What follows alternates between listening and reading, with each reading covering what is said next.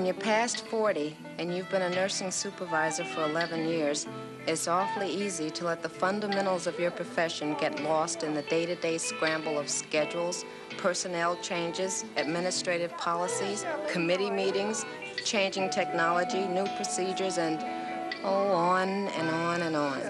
The possibility that I, of all people, could lose some enthusiasm for what nursing is really all about was simply inconceivable. And yet I feel it happening, or so I felt some 18 months ago. Then a situation that was to bring my enthusiasm for nursing back began to develop.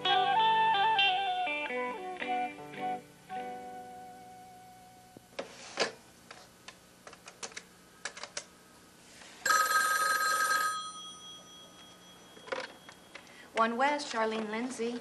Hi, Shirley Meredith here, Miss Lindsay. Oh, yes. Listen, I noticed that you had a note on the bulletin board about carpooling with somebody near Shelby. Right. You might want to check with Kathy Abel on the adolescent unit. She just left my office. She just finished orientation and she'll be starting full-time here this week. And I just noticed that she does have a Shelby Street address. Okay, what was the name again? Kathy Abel, 8 South. Is that A-B-E-L? A-B-E-L, and Kathy with a C. Okay, thanks a lot. I'll get in touch with her. Sure. Bye-bye. Bye. Okay, Kathy Abel. I wonder if it would be too much to expect Kathy Abel to be a 6'3" blonde, blue-eyed guy. Blonde, maybe? And with my luck, 6'3".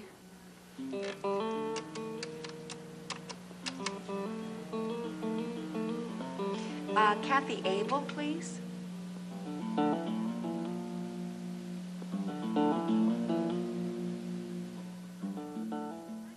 Hi, Randy. My name's Kathy Abel. I've just started working here. I'm going to try to spend some time with you each day that I'm here.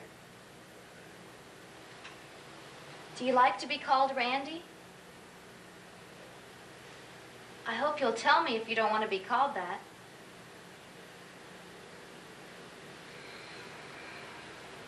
Oh, I see you read these magazines too, huh? I have a brother that's about your age. He reads these too.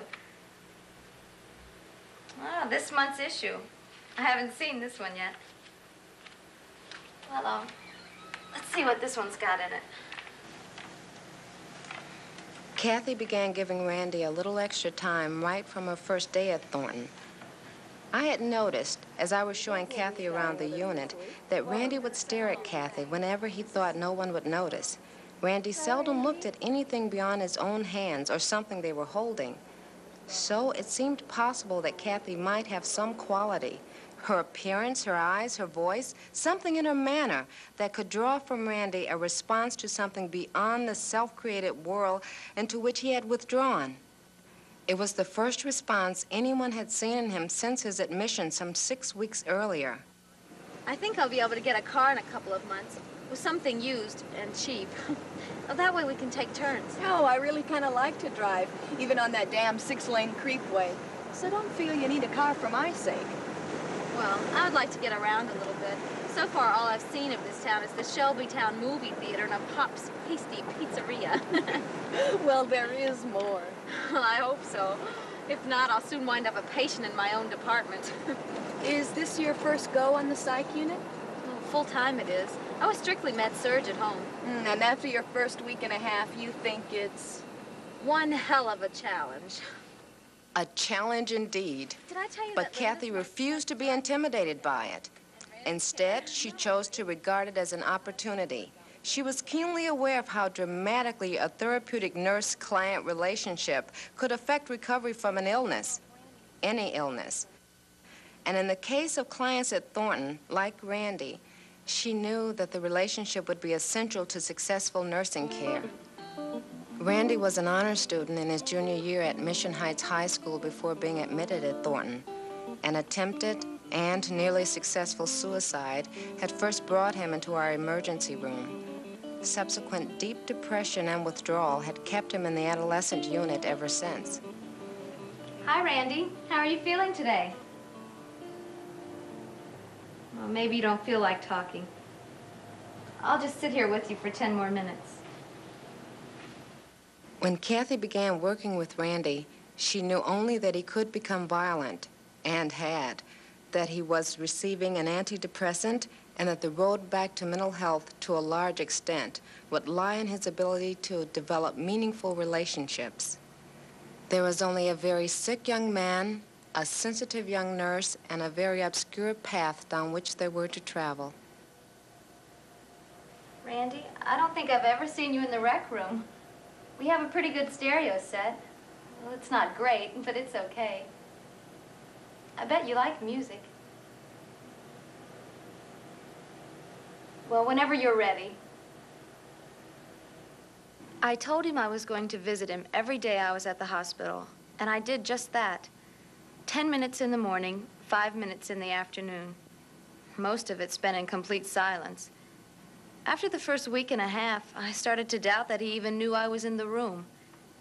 Then last Thursday, without any warning, he rolled over toward me and began to stretch out in a more relaxed position.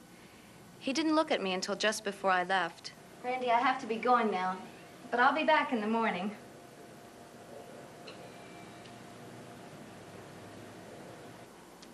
I knew he'd taken a big step forward and that something was finally happening. Not exactly like the discovery of electricity, huh? Well, journey of 1,000 miles and all that, I guess. I don't know. I've always found silence kind of spooky. I mean, just sitting there not saying anything, that's not like me. I like to keep moving and talking. Well, it'll be easier now that I know it means something to him. Are you sure? I mean, how do you know that he just didn't have to change positions or something? Maybe he rolls over every day at about that time. How can you be sure it has anything to do with you? Well, I can't be sure, I guess. In these situations, there's never a whole lot you know for sure. But you have a lot of feelings. I don't know. Giving medications and taking temperatures, all that hustle bustle, I like that. I mean, I know what I'm doing and I can give good care. Then at the end of the day, when I punch my time card and put it in the little slot, the inside of my head is right where it should be, taking care of dear old Char. Yeah, I know what you mean. It does make me pretty anxious now and then. I mean, sometimes I feel like I'm really going in there naked. Now there's a move that might get his attention. You know what I mean, though. I don't bring anything with me. No pills, no treatment, not even any news he wants to hear. All I have is the possibility, just the possibility, mind you, that there might be something about me he's able to relate to. Speaking of relating, are we going to go to Steve and Danny's party or what?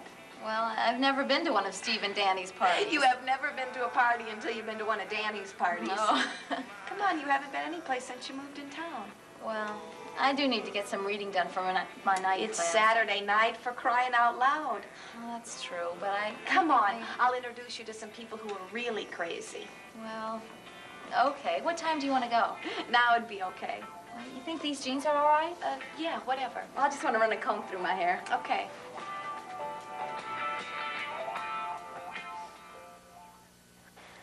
I guess I really do need to meet some new people. Have some fun, loosen up for a change. I can do that reading tomorrow. There'll be plenty of time. And Monday I'll be ready to, well, ready, I guess. I wonder just what I'll have to be ready for. Does he want me to talk to him? Is he waiting for a cue of some kind? He looks agitated about something. I hope he's not ready for one of his blow-ups. Randy, I heard a new song on my way in today. Magic and Sunshine by the Movin' Blues. The DJ said it's really moving up on the charts. Sure to be a #1. I think maybe we could get a copy for the rec room. Would you like that? It's really a cool piece of music. That was dumb. Kids probably don't even say cool anymore. That's just the kind of stupid thing that could really turn him off. I guess the only thing I'm good for is to sit here and keep my mouth shut. Naturally, Kathy was frustrated during those first weeks. She felt awkward, anxious, and a little helpless. She couldn't see how she was really doing anything positive for Randy. But instinctively, she knew that somehow she was helping. She stayed with him just as she promised she would. Her contract with him right from the start had been to visit every day. Had she broken that contract, Randy might never have begun to trust her, no matter how strong his attraction was to her. She was pretty good at not letting her anxiety surface and not letting Randy become aware of the